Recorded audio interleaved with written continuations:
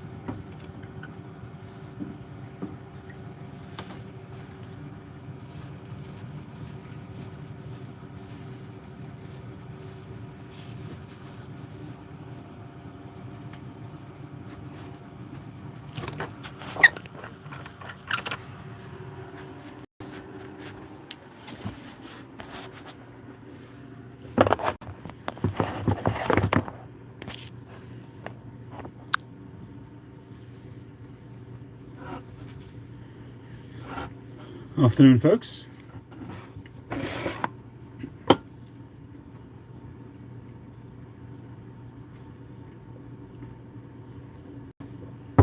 Hey, Boris.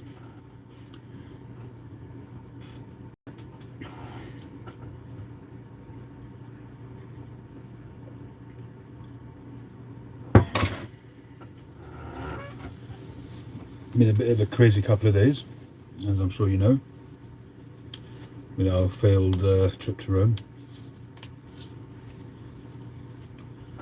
which was rather disappointing, but hey ho. And this morning I broke in this, had my first smoke in this lump of cold billiard which I made, and it was drilled a bit high, so I decided to keep it myself.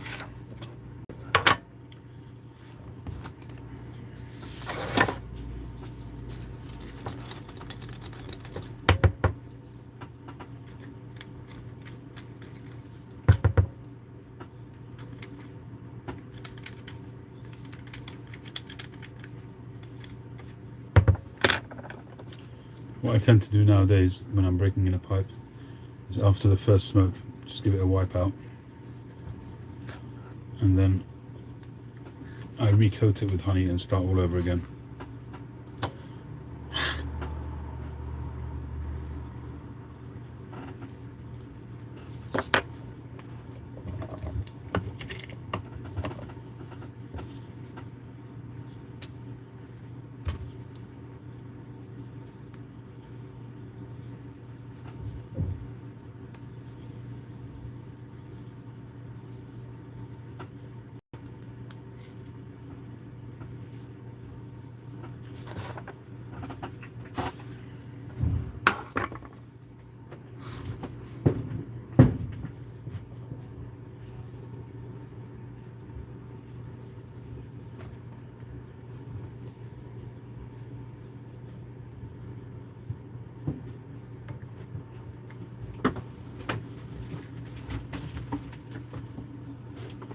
Okay, cool, thank you.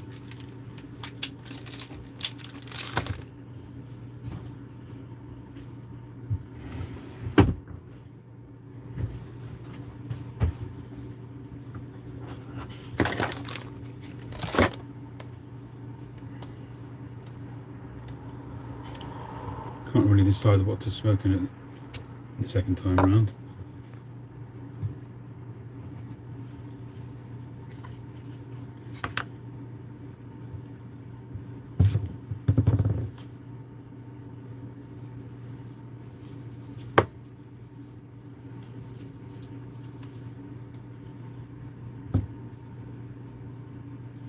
How's it been smoking for you? Been behaving?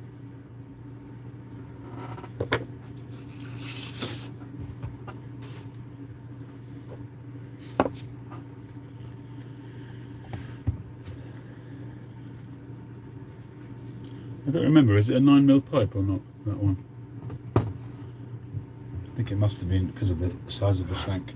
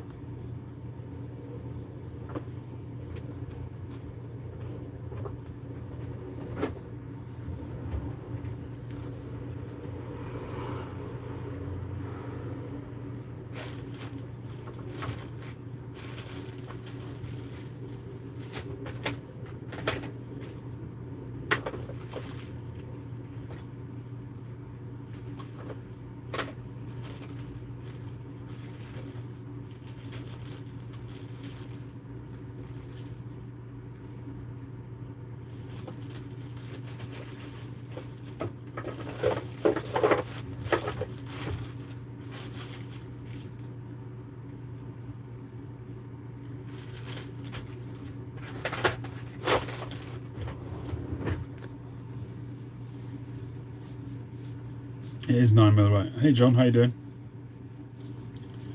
I'm trying to decide what to have for my second bowl in this pipe.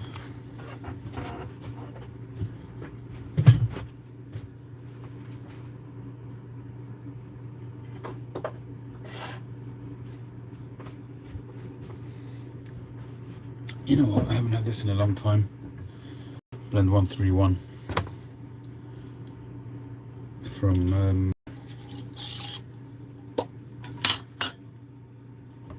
who is it now?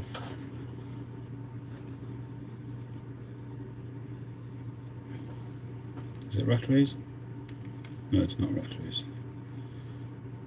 Silum. I can't remember. My brain is terrible. 131. Anybody remember who does it? I think it's a German company.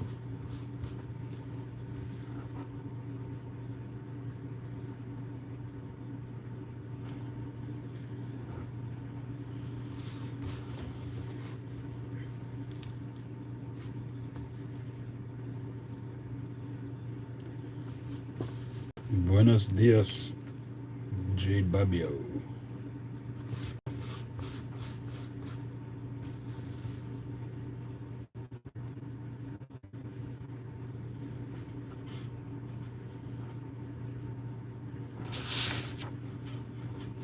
I'd have to look up the video, John. I can't remember.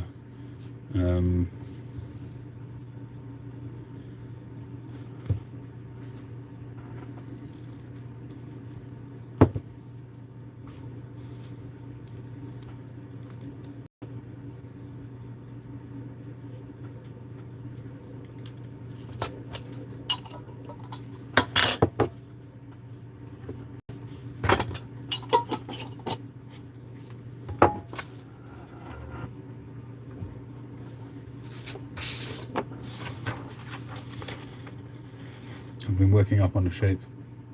Haven't really come to terms of what it's going to be yet. Haven't quite worked it out yet, but it's just an idea. I'm going to do some kind of sacky kind of bowl, sort of leaning to one side, and have it on some kind of cavalier kind of idea.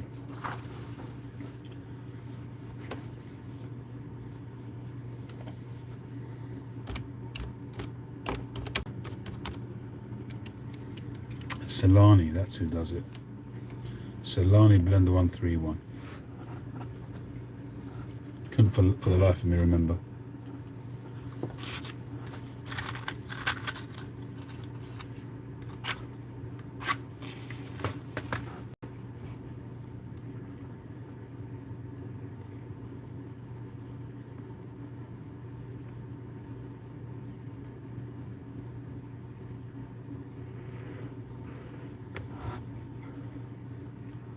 Did I put a filter in? Yeah. Pipe hadn't got hot yet, so.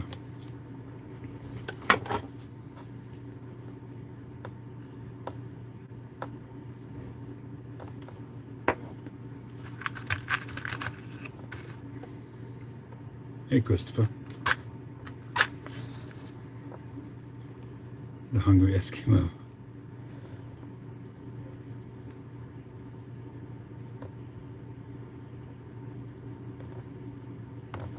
Or you could call it Obelix, because he's always got a hole just there.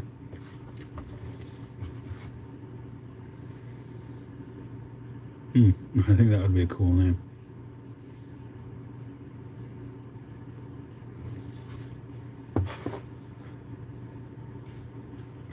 For the readers of Asterix and Obelix.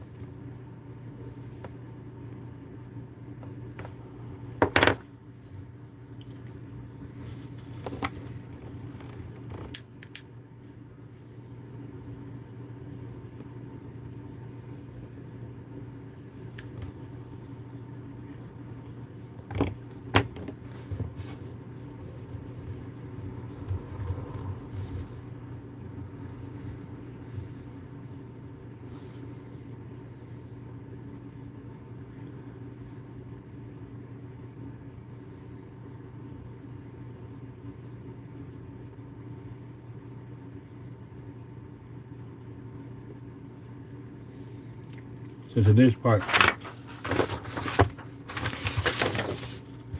is going to be, well, the idea is it's going to be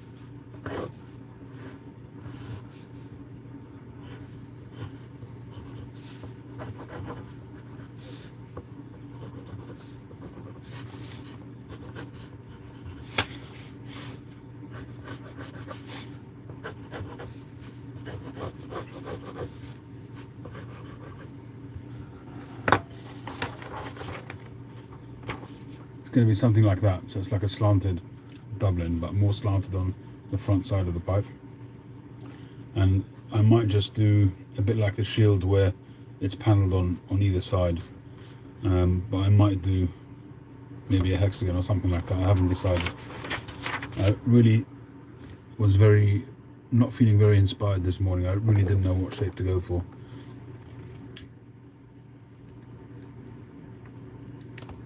Until that came into my head. I spent a long time trying to find a block for it. Trying to get a block which the grain would work nicely on the panels.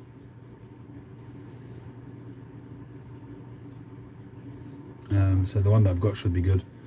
I might even do part rustication and part smooth, depending on how the grain looks once I cut into it.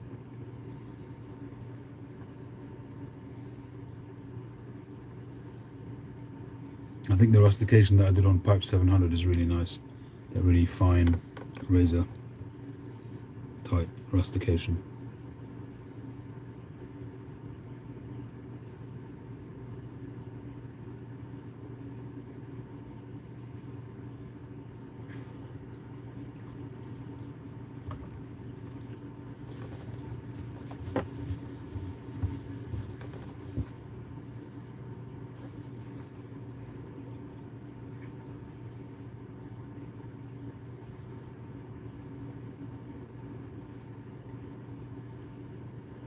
And I haven't actually decided on a stem yet for this pipe that I'm making now, whether to go 9mm or regular.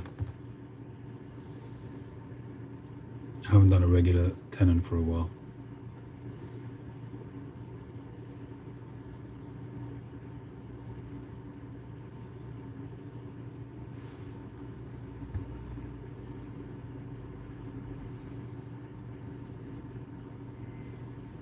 I don't know. I often think to myself that maybe I'm kind of limiting my customer base by predominantly doing 9mm.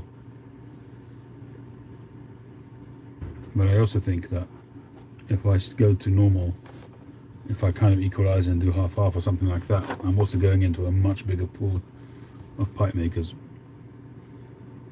And that's no bad thing, but in a way, doing 9mm is more niche.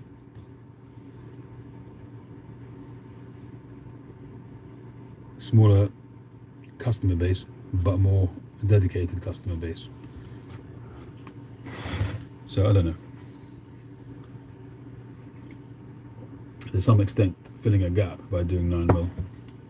I mean, there are more pipe makers doing 9mm. I think they're realizing that there's a growing customer base for 9mm pipes.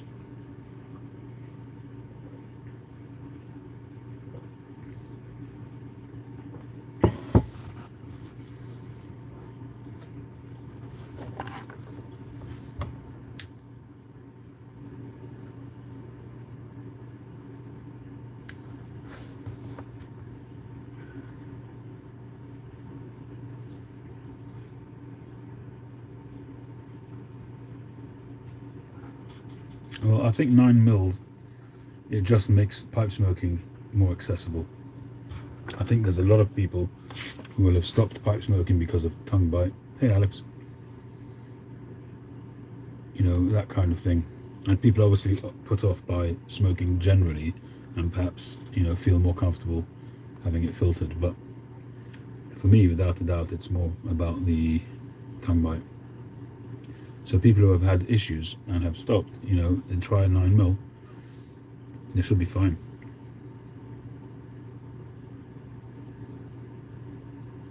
When people ask me about starting pipe smoking and they ask me should they go 9mm or regular, I always tell them regular. Because if you can, then if you can manage it and you don't have issues with tongue bite or any other issues, then go regular, because your choice of pipes is huge compared to 9mm. But if they're having trouble, I'll always point them towards 9mm. And I'll always tell them that they can still buy 9mm and just smoke it without the filter. I know plenty of pipe smokers who do that, and they don't worry about an adapter or not. But I do offer people an adapter as well. I have a customized adapter which I customize so that the normal adapters that you buy off the shelf, they're very crudely drilled. They're not countersunk or anything like that. and whereas mine are drilled to match the drilling of my pipes, and they're also countersunk on both sides. So you really wouldn't tell the difference between if it, that and a standard tenon, because the pipe cleaners go through it smoothly, and the whole smoking experience is exactly the same as a non-filtered pipe using one of my adapters.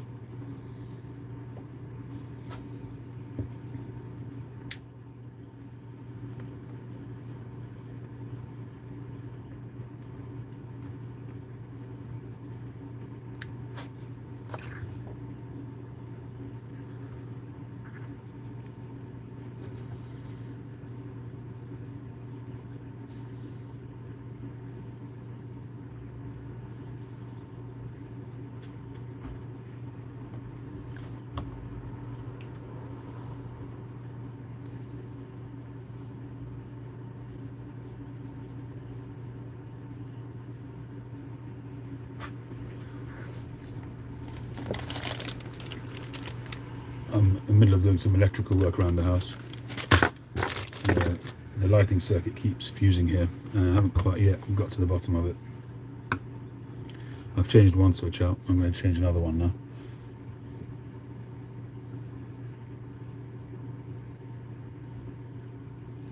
Yeah, Boris, exactly. I know lots of people who do that.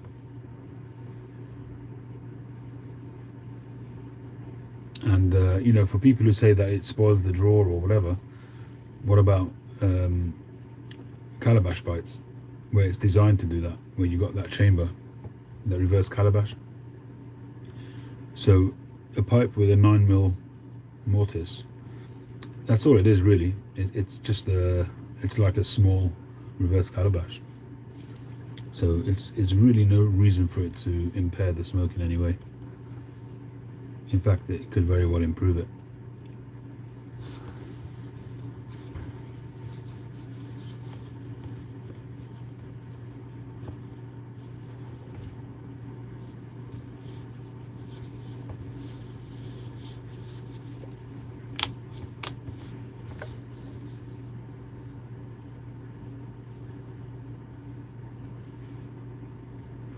I don't know why my hand is so itchy today.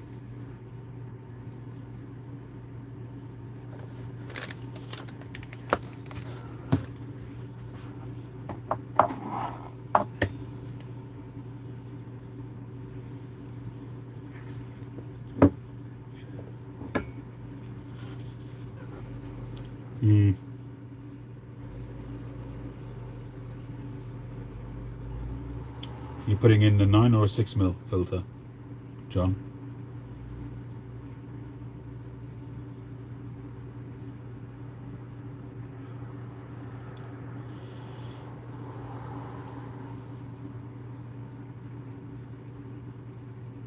Yeah, that's why. And 6mm are useless, in my experience. Have you tried them with a balsa filter? Because the balsa filter will be a lot better, if that's good enough for you in terms of filtration.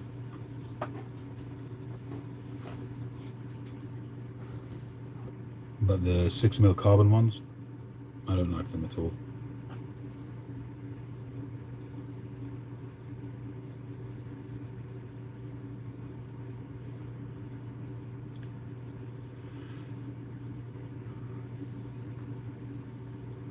Does the filter fit in the tenon snugly, or is there wiggle room?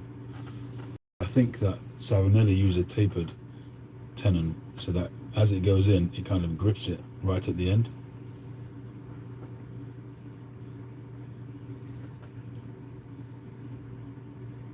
Very snug. That's the problem. So what you might want to do is get yourself a 6mm drill bit. Ideally, if you can go online and get a 6.1 drill bit, well, no, because if it's 6mm, then the chances are that the diameter of the tenon is a little bit wider, so it might be 6.1 or 6.2. But what I would do is, if you don't mind spending a few pounds on it, a few dollars, and get a 6.1, 6.2, and a 6.3 drill bit, and put it in a handheld chuck, and just slowly put it into increasingly. Start with a 6.1. I'll actually start with the 6.1, because the 6, as you get towards the inside where it's snug, you'll probably find that at the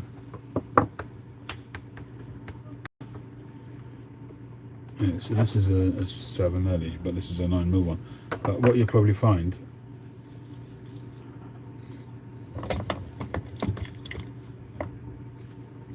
when you put it in, it'll be loose, but as you get to the end, it pushes in and it grips. But right at the top here, it's still a bit loose. So there is I think it's a little bit tighter as you get to the end of the tenon. So start with a 6.1 with a hand held in a chuck, and just turn it clockwise, gently, slowly, and just wait till you hit the end, until you hit the stem, the back area of the mortise, of the stem mortise, if you like, and so that you're loosening it off. Put the 6mm filter in. If it's still snug, then go to the next size and go to 6.2 and 6.3 if it's still snug, until you get to a point where the filter, when you turn it over, it drops out. If you got to that point where it drops out, smoke the pipe with the filter in and see if it's any better. It should be better. If it's not, then it could be that the drill of the draft hole is also a little bit narrow.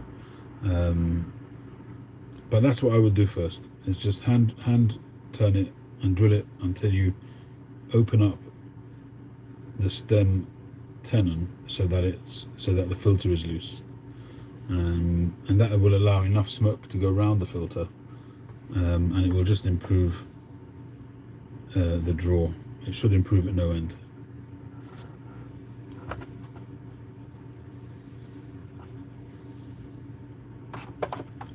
However, you must bear in mind that when you're filling the pipe, when you're loading the bowl, you've got to compensate for that draw, because the 6mm filters are tighter. There's nothing you can do about that. The 6mm, the draw on the filter itself, you take 2 filters,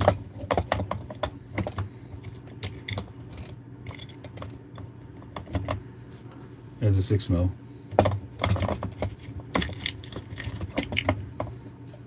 and there's a 9mm. There's 2 things to consider. That's the 9mm, and there's about 10 holes in there.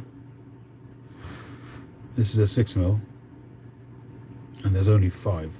This is not half the diameter, yet there's half the amount of holes. So right there, you're going to have less throughput. Just putting them in your mouth and drawing, you can see the difference straight away. So you've got to bear that in mind. So when you're loading your pipe, you've got to load a much looser pack. You've got to pack it a lot looser, almost the gravity fill, and virtually no more tamping. Just a drop maybe, just so that it stays alight. But you just have to compensate for that. But try what I suggested and see how you get on.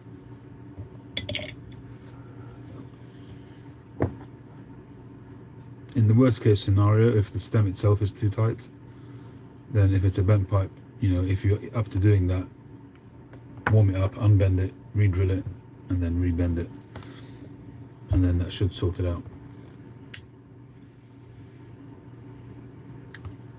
But that's not for the faint of heart, for 2 reasons. Number 1, you could end up messing the bend, and number 2, what you find generally with factory pipe makers is that it's drilled. They don't do any funneling. They don't do any of this stuff, with the filing inside to make that V shape. So what you end up having is, when they drill it, it's drilled all the way up to there, and you'll find that this is thicker as a result. So if you start re-drilling it, you could end up coming through here. So you've got to be really careful.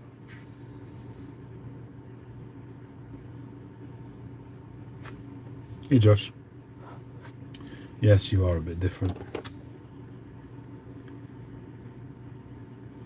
Yeah, I mean, a bit of resistance obviously you want, but if you've got really a lot of resistance, you're going to struggle to keep it alight, aren't you?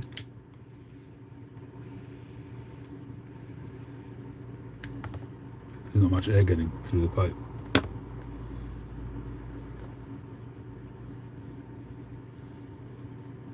Yeah, I mean, if that's the case, if it draws even when they're not on the pipe, If they're straight pipes, then it should be an easy thing for you to do to re-drill. Just make sure you use a tapered drill bit. A tapered drill bit, and use some tape on the drill bit so you don't go too far. Sort of measure it up. But what you have to be very careful is that when you use a drill, say a cordless drill or whatever, and you're drilling through from that end, you're drilling the stem, it grabs the drill bit and it could pull you all the way through. You got to really hold it secure so that you're in control, because once the screwing action gets into the plastic, it kind of grabs it and it uses the momentum of the drill, of the motor, and because of that screw action, it actually pulls you in. And like I said, you could drill too far and split the stem, so you have to be really careful. I also find that a high-speed drill is better than a slow-speed drill when it comes to acrylic. But that's don't take my word for it, it's just how I do it. But I find that high speed is better, because it doesn't have an opportunity to have that screw motion. It's just like a file, and it's just going straight through, and it's not, you know, sometimes when you see me drilling on the lathe, you'll see the wood or the acrylic spiraling around the spiral of the drill bit. It's because it's going through, because I'm feeding it in by hand on the lathe, you know, turning the tailstock. So you'll see the material spiraling around because it's that screw, that corkscrew action is happening inside there, and the material is being fed through the grooves. If you're holding a hand held drill bit and you're literally going backwards and forwards, that speed almost, like I say, it's almost like a file going through rather than that corkscrew action. But you have to make sure again that you're very secure, that you're not going to go too far, and tape off the drill bit so you, as soon as you start to get close to the tape, you're very careful.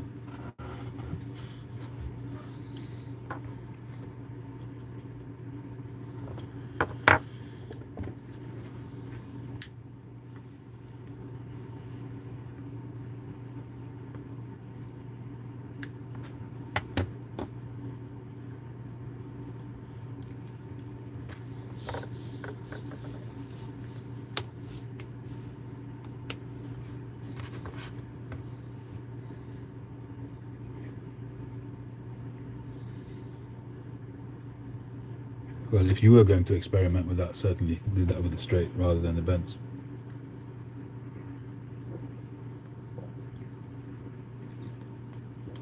Unless you're used to that. If you're used to heating up stems and bending them, then go for it. But no problem, John.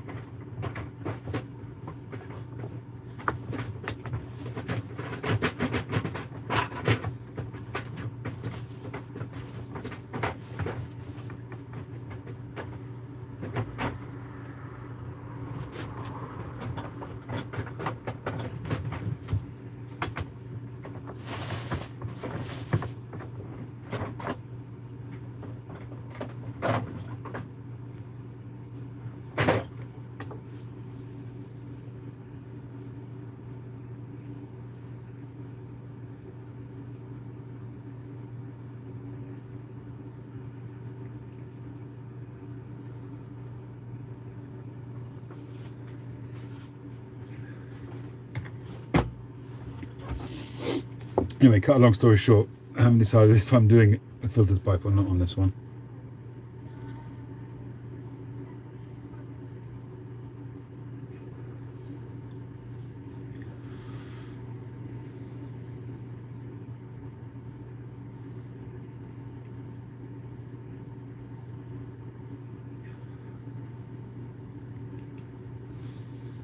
The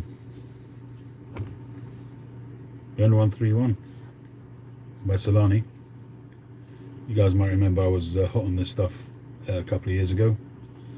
I have a bowl every now and then, but it's actually really tasting very good. My palate's been a little bit changed in the last few weeks, and the OGS isn't working for me as well as it has done in the past. Still smoking it, still my morning smoke with a coffee, and if I go out I usually take that as well, but I'm not getting as much of the flavour as I usually get, the nuances. It could just be my mouth, it could be the weather, it could be seasonal, I don't know. It's still a really good blend. I mean, it's still my #1 blend. You know, you also get differences from tin to tin. You get slightly different flavors sometimes.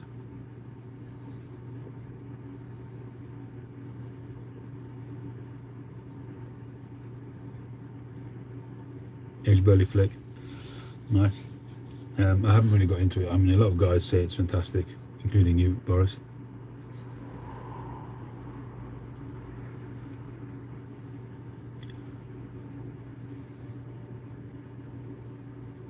I've tried it once or twice, and I think I've got an open tin somewhere. Maybe I'll try it again at some point.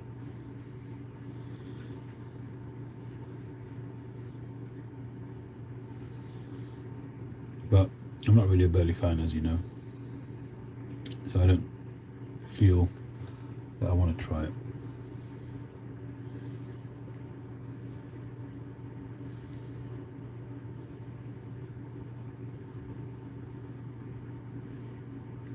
Yeah, I know. You and Chad. Black and bourbon. That sounds about similar to what I'm smoking now. I guess that's Black Cavendish, is it? Velvet. I haven't tried that in a long time. Never too. I think a lot of guys are way into burleys. It's just not my thing.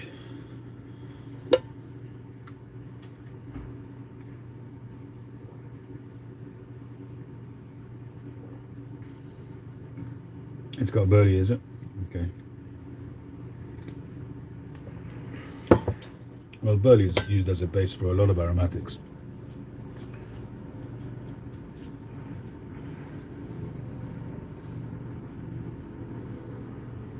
Scudo.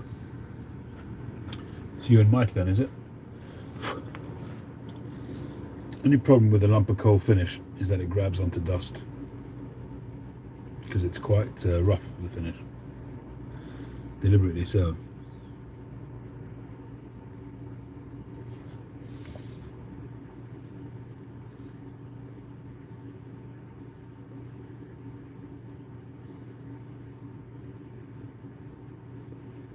Double fermented Black Cavendish and Ready Rock Burley.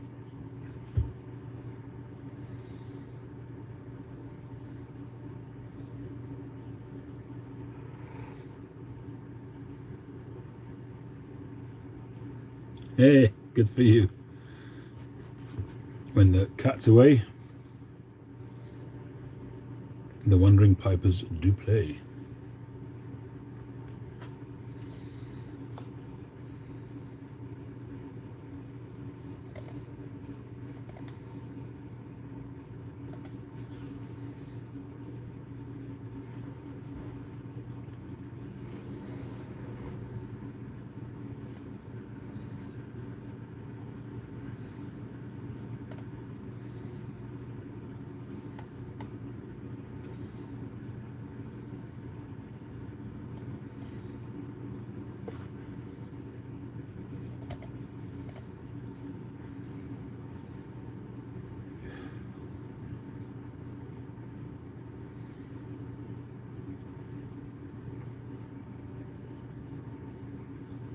I'll be going back to the leather in a minute.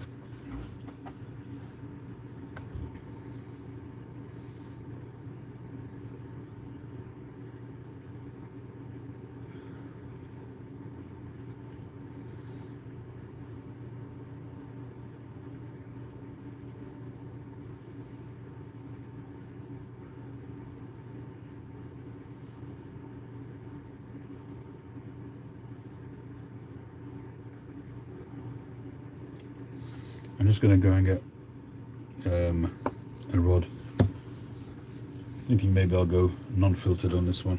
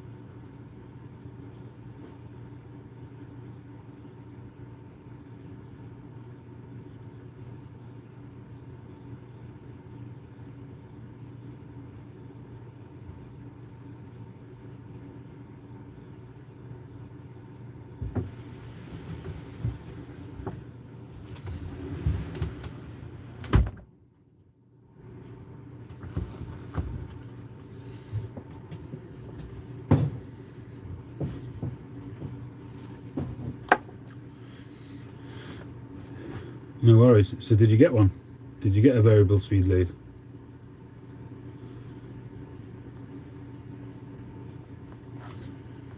This is the black blue.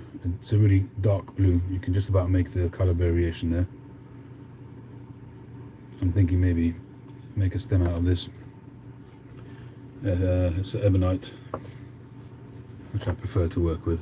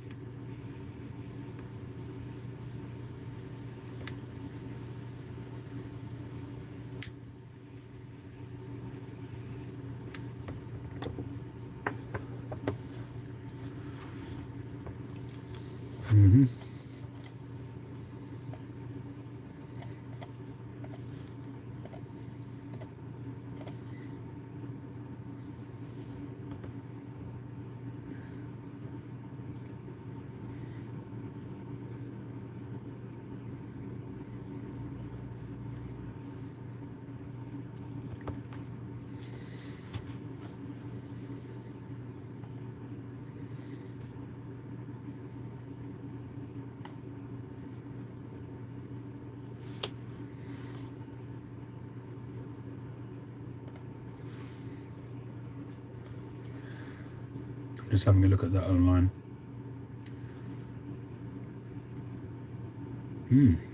That's a nice looking machine. 12 by 18.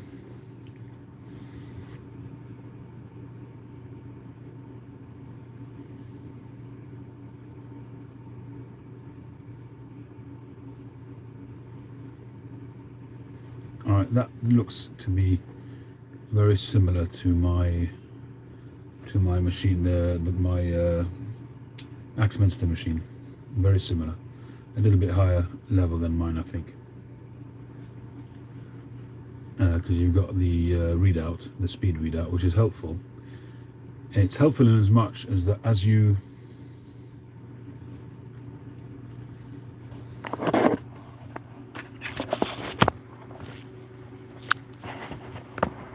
I'm looking at it now. It's helpful in as much as when you're turning, it's not so much that it's like, basically I remember Josh once asked me this question: what speed do I turn this or that at? But I can't remember whether it was the stem or the bowl he was asking. I don't recall.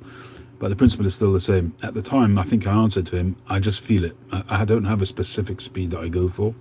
I just feel it as I'm doing it. And that's definitely something which I think you do get to feel. But what happens is that when you've got the readout, then as you're doing it, then you kind of get to know the speeds.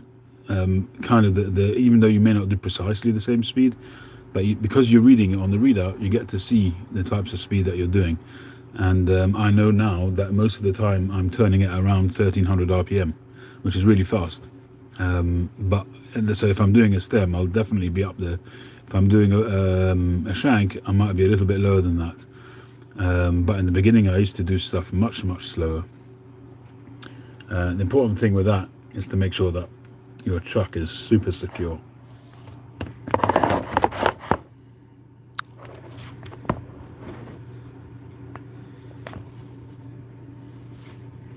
The last thing you want is for the block either to fly off, or which is dangerous, but also even if it moves a minute amount, then you end up going off and not being true.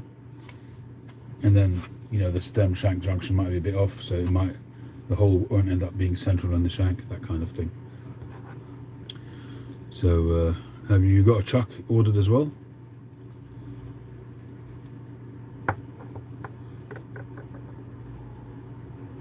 Yeah, I'm sure, Josh. I mean, for metal, for steel, some plastics, for sure, you'll have had to have dialed in stuff because you've got industry standards, you know. But when you're doing stuff at home, you know, it's for me, it's just a matter of feeling.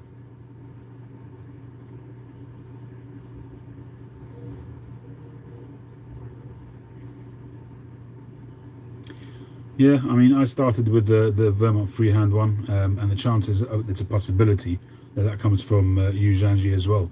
I don't know, but he's on Facebook. You can contact him direct. If you search his name on Facebook, you'll find him. He doesn't speak a word of English. That's the only problem. So maybe a bit of translate, you might get by. And sometimes he'll respond to you in English as well, but he's probably used a translator as well.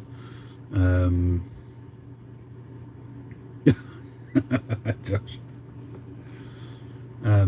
But yeah, I mean, I used the Vermont freehand ones for a long time.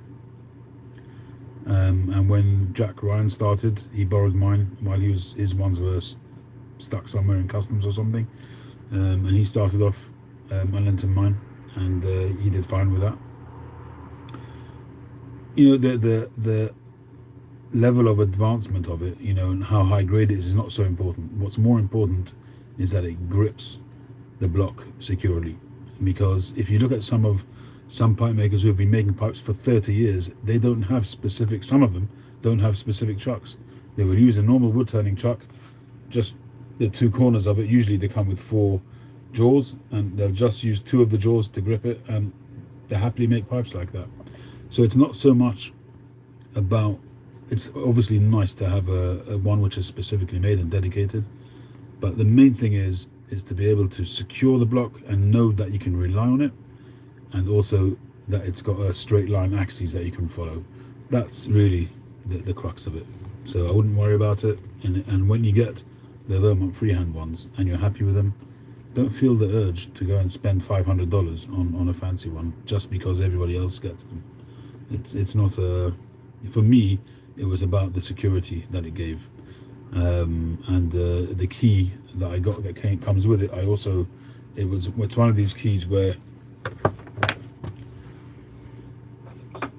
so this is for a small chuck that I've got, but you know, it does that. It's just a machined, you know, thing like that, which is cheaply made, and it also gives you ease of, you know, it gives you a good, what's the word?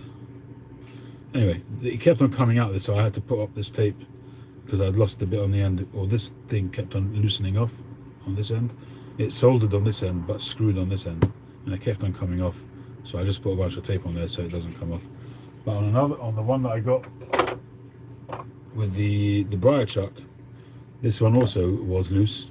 It's got this knurled section in the middle which it's supposed to grip, but it also kept on coming out.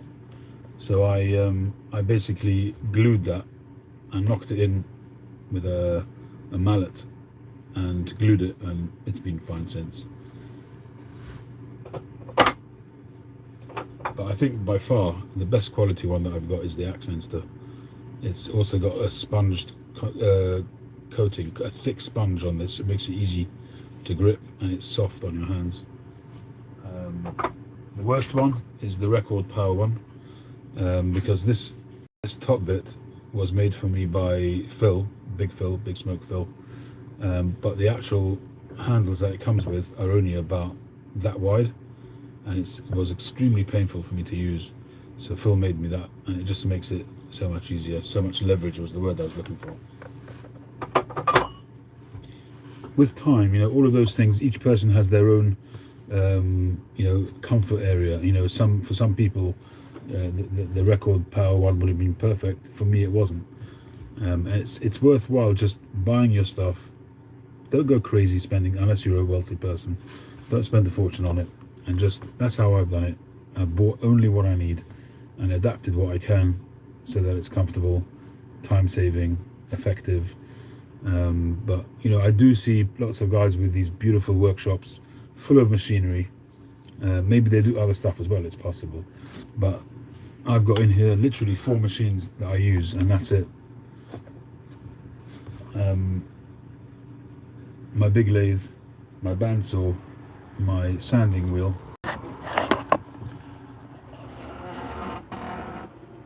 there, that sanding wheel, and then my old lathe, which I use as my buffing station. That's it. Those are my 4 machines, nothing else. There is one other machine I want to get in here, which is my grinder, which is still in the garage, so just for sharpening my chisels, but I haven't actually got anywhere to put it at the moment. I'll have to sort of figure something out.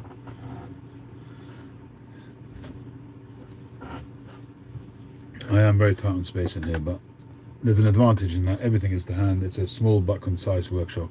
Whereas you compare it to some guys with these big huge ones, you know, from one machine to the other they've got to walk, I don't know, not that it's the end of the world, but it's nice to have everything handy.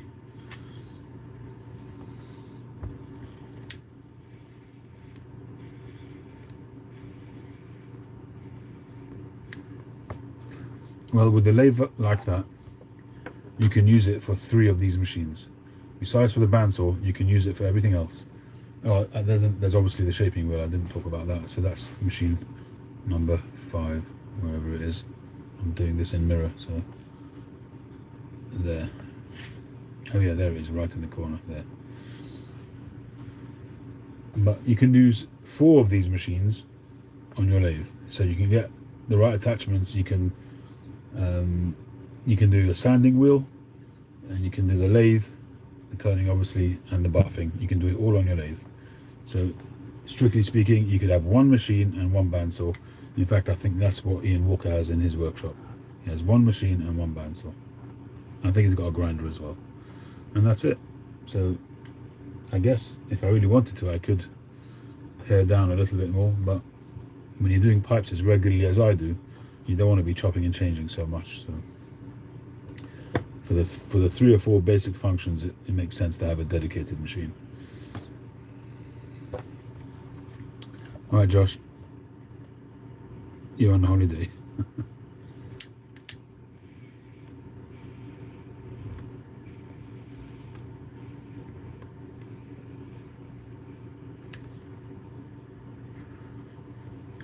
So it's good that you went for a better machine. It'll be up to doing all of those functions.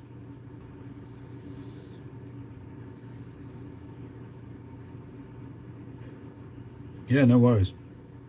When are you coming? In February, right?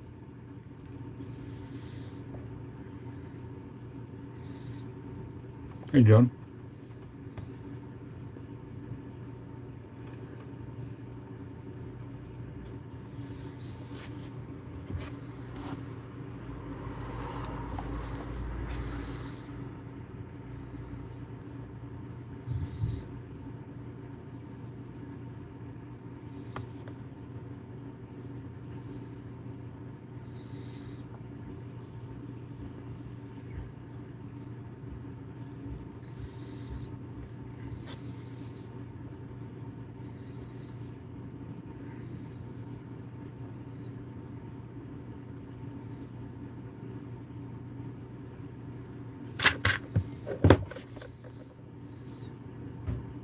Rub it in, why don't you, John?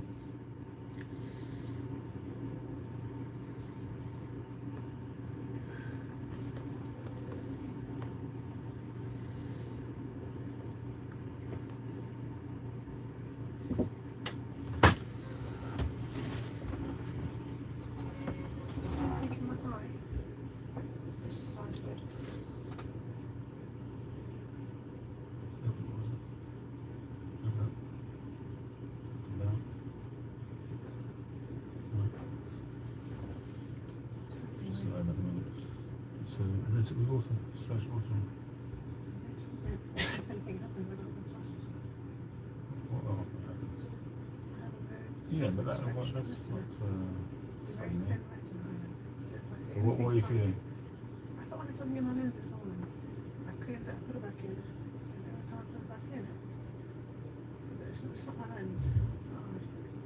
Oh, I'll take them out anyway for now. When I can't drive, I can't put it back in.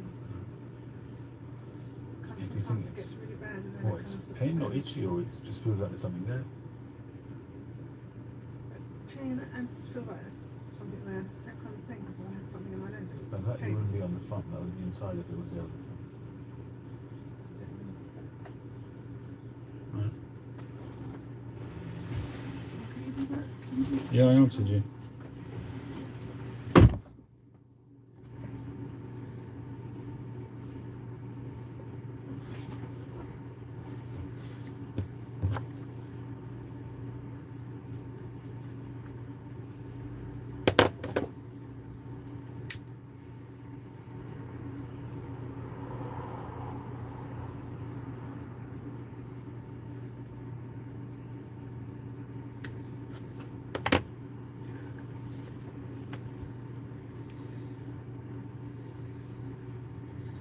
Round about now, I should be touring the Colosseum or the Parthenon or something like that. Instead, I'm talking to you guys.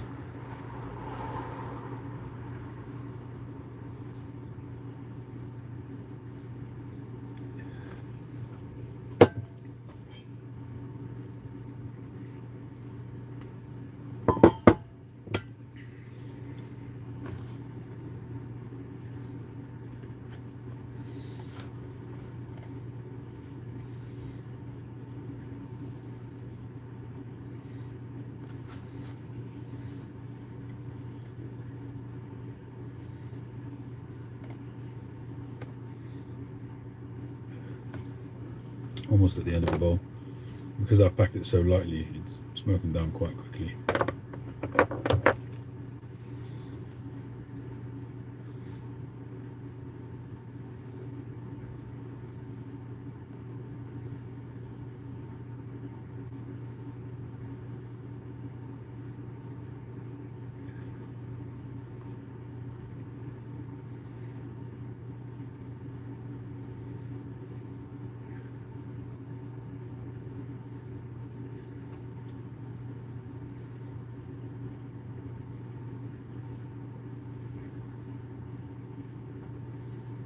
Mabu is your wife, daughter, son? Oh, her. It's a wife or daughter?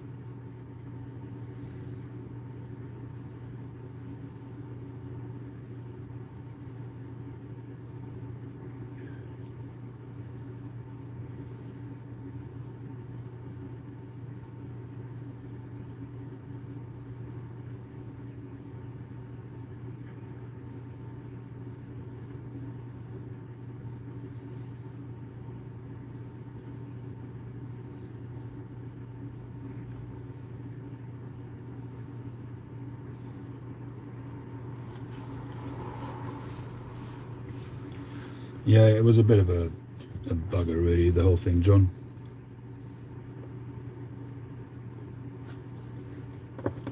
On the bench today is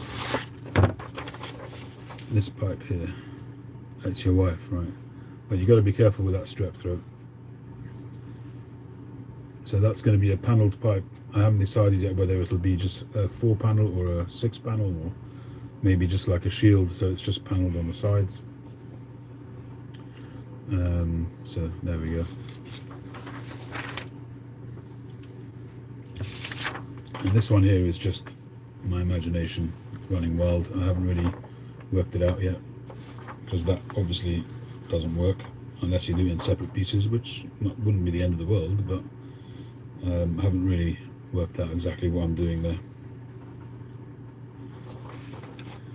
But the idea, I just wanted to do something with a sort of like a sake kind of bowl, and then something which would stand, you know, like a cavalier, but something different, not just a classic cavalier.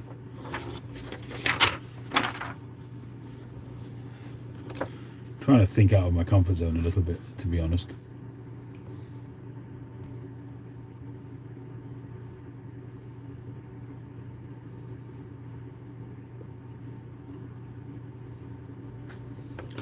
It's sort of, it's counterintuitive. I mean, usually when you have a Cavalier, the shank and stem is up there as opposed to being down there. So I'm just, I'm just trying to think differently. I don't know if I'll ever get to do this, but I have to refine where the draft holes are going to be and so on. So it's just some doodling. Maybe something will come of it.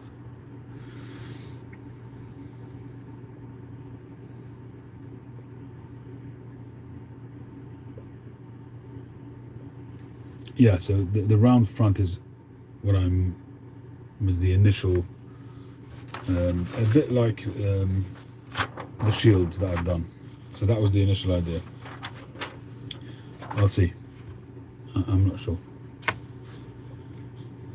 Chances are that's what I will do. To do a hexagon, is a lot more demanding. We'll see. And the grain, I don't think is quite up to it in terms of its location, so I didn't choose a block for that. I chose a block for just the two side panels. Even then, I'm not sure. It's not necessarily, once you cut into it, you don't know what you're going to get. You can get an idea, but you can never be sure. So I may end up, part rusticating it, maybe,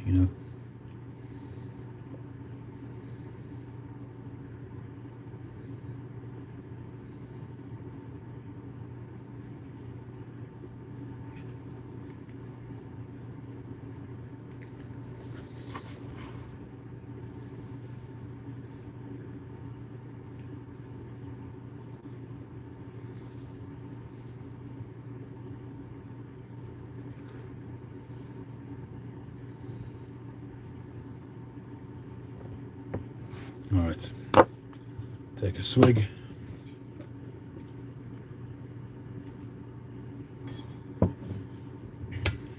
So what I've got so far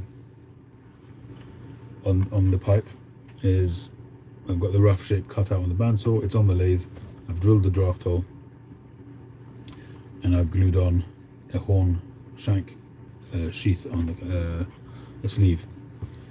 And what I'm going to do is, usually when I drill it, I make the horn would be sort of flush with the briar in the middle of it, but I think this time I'm going to let the horn come out a little bit so that the stem will actually be slightly sunk into the horn,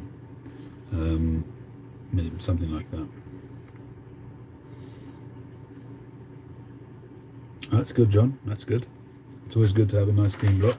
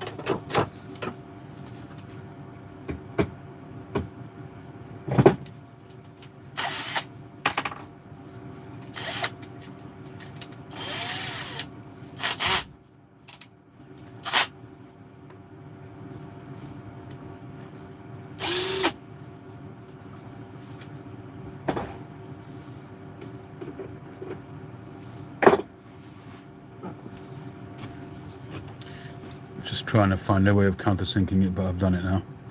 I've got a nice countersink that's going to go inside.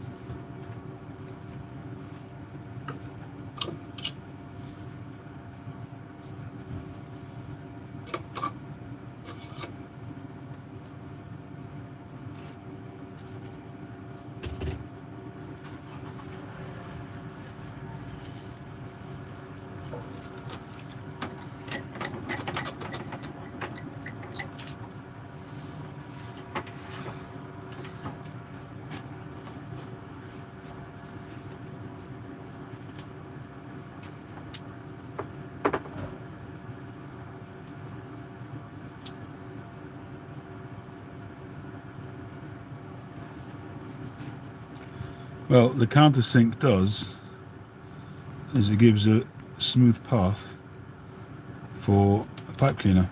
So when you're putting in the countersink on this side, I'll do it on that side as well.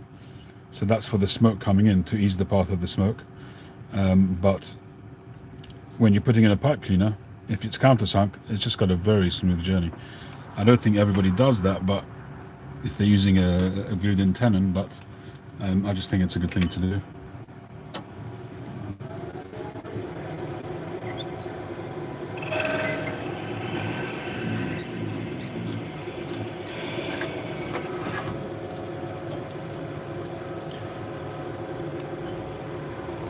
It's just an additional bit of comfort for the smoker, you know.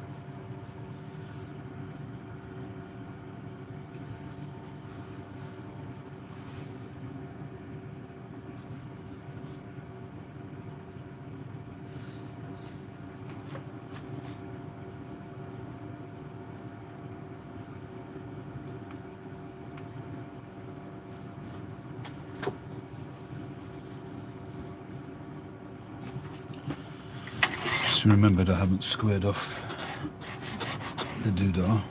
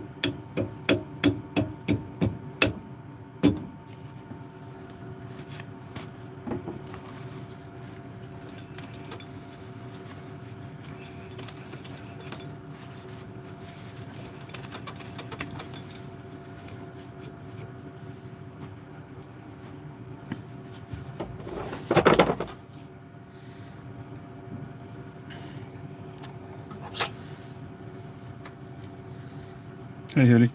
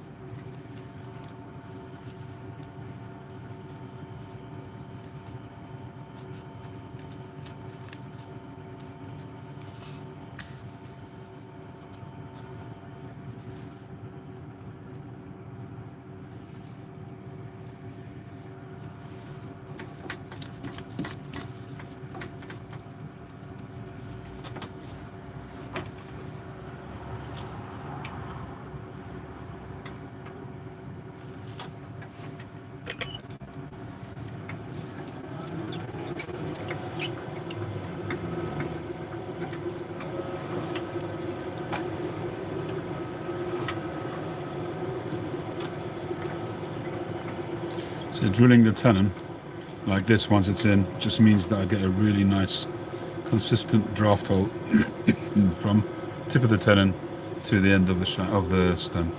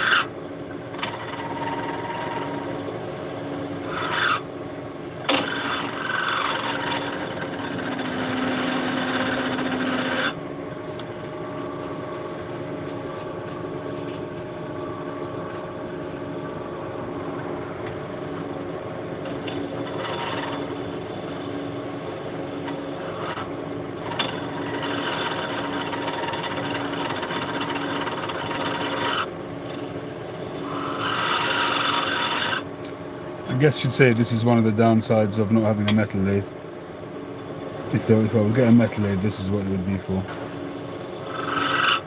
Just save a lot of time.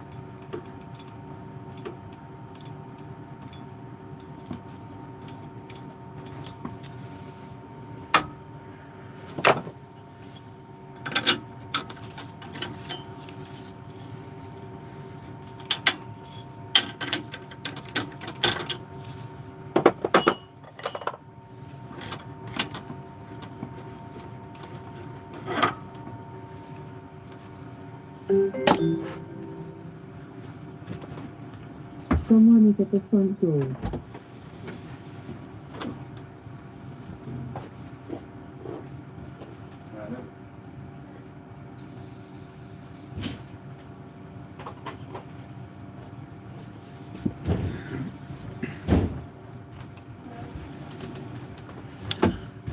Right, guys, I gotta go. Somebody's turned up, and I gotta go. So, thanks very much, everybody.